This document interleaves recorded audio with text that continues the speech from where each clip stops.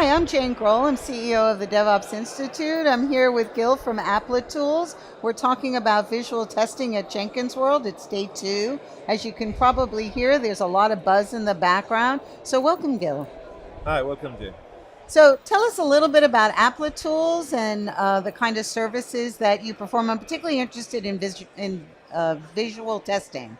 Okay, so Applitools actually invented this category of automated visual testing by developing a machine learning assisted AI engine in the cloud that analyzes screenshots the same as the human being, as your customer or user would interpret it, and allows you to find flaws in the user experience and so on.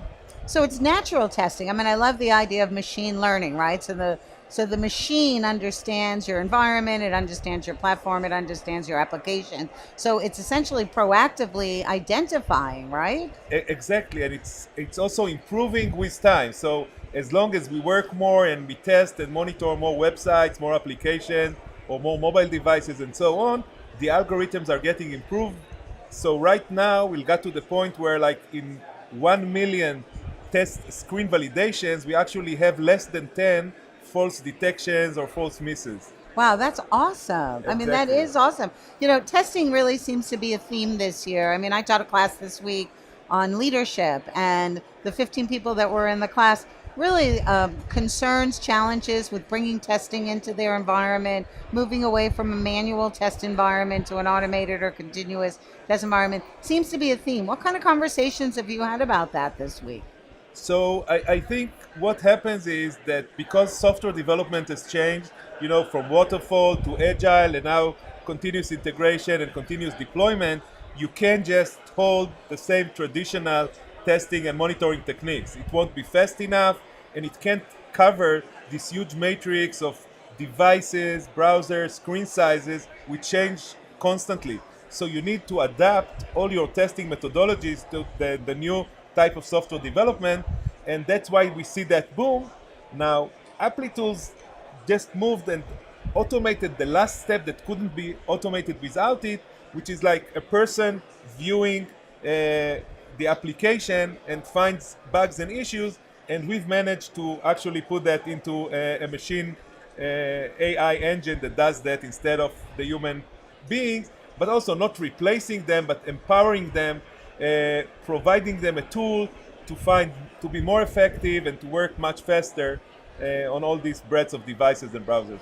And I love what you just said. I mean, it is an empowerment. It's not a replacement. You know, people hear machine learning or they hear automated testing or continuous testing. And sometimes there's some concern that that automation is going to replace me. And I've been building my skills over a lot of years. So I love the concept of empowerment. So how do QA teams, how do developers use and embrace your type of really artificial intelligence in testing?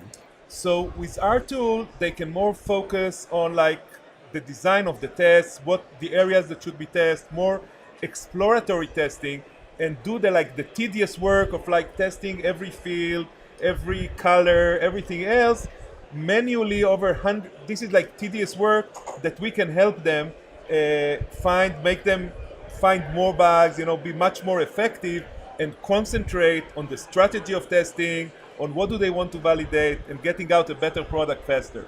So that's really interesting. One of my favorite quotes happens to come from Jez Humble, who's here this week, who says, let the computers do the boring task, right? Let them Exactly. do the boring task and let people do the higher level thinking and the problem solving. So it sounds like your tool enables that. Exactly, and it's not only that it's doing the boring work, but because of the machine learning, the more boring work it does, it's also getting better versus a human being that after spending 10 hours glazing at screens, he started losing focus.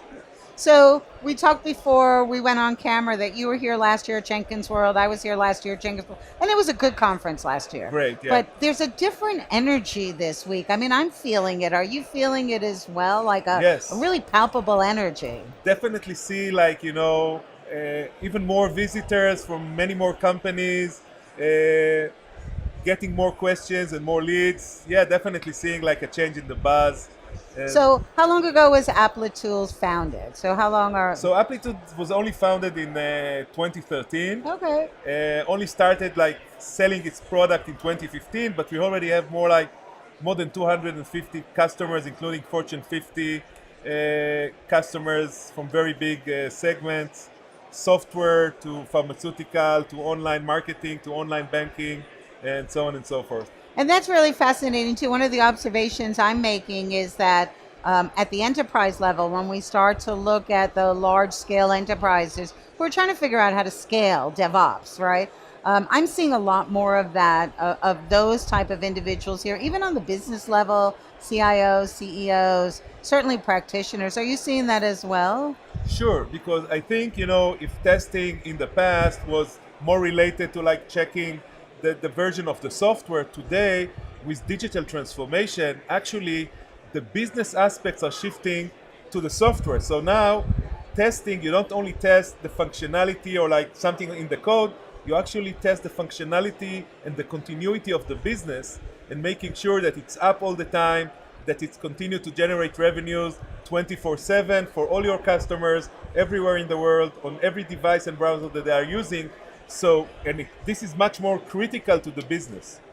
So, if I'm a developer and I want to start working with tools such as yours, what kind of skills do I need to develop in order to be a great test-driven developer using machine learning or any other kind of testing tools? So we actually made it very simple. Instead of like asking the developers or the test automation engineers to learn new stuff and use infrastructures, we actually developed more than 40 SDKs, and this is growing all the time, so they can just choose the SDK that fits their current development or testing environment and instantly plug it in and start having this visual validation layer on top of what they already have. So in a matter of a few days, they can add this with no too many implications.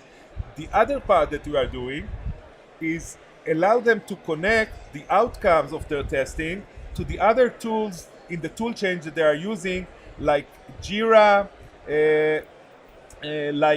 Slack, like Jenkins. And this is like something that we announced this month is the integration to Jira. We had integration to Jenkins that we announced last year, and we're going to announce integration with Slack in the coming quarter. That's awesome. I mean, awesome. Really starting to look at an ecosystem of tools, I think is really important as well. So it sounds like when we start to look at test-driven development, what about operations folks? What kind of engagement do operations folks need to really think about as they're moving forward in their maturity in not only DevOps, but specifically in testing? So I think what they need to make sure is that now the entire chain needs to be fully automated as much as possible, because really speed is the name of the game, speed and accuracy. And because you need to do so much, you need everything to be very automated, very easy to use. The other thing that is very important that you can, when you detect an issue, that you can immediately communicate it to the people that are responsible to recover from the problem. And there also, because our reports are visual, you don't need someone to be able to analyze text logs and so on. They actually see the problem, they can address it immediately and fix it immediately. It sounds like it feeds a little bit into site reliability engineering and some of the movements or the practices that are starting to kind of take dev into ops and ops back into dev as well. Is it so? Yes, it is so, because, and again, the way we did it is with those APIs and SDK that we developed. Actually, the thing is to connect it to the tools that people use in the development, in the DevOps, in the deployment, and in the monitoring post-production. And while that is integrated with all these tools, and as I said, like with the integration to collaboration like Slack or other tools, then they can communicate back and forth between the devs, the ops, the developer, everything. So that's really it. Yeah, it sounds like your evolution is really towards collaboration, right? Issue tracking in Jira, certainly the ability to communicate and share in Slack. So that's fantastic. So to wrap up, a year from now, you and I are going to be sitting having a conversation, remembering this one. What do you think will be a year from now? So I think from now, I think like the post-production monitoring is going to become more critical, because what we see in the market today, because we see third-party deliverables like the browsers that can change, you don't control it.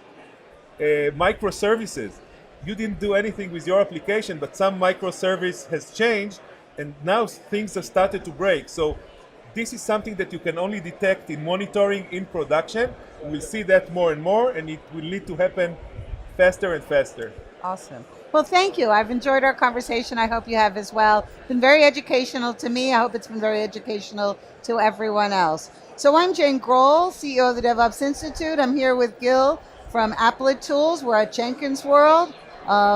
Really looking forward to seeing if what we talked about for next year comes true. Thanks very much. Thank you very much. It was a pleasure.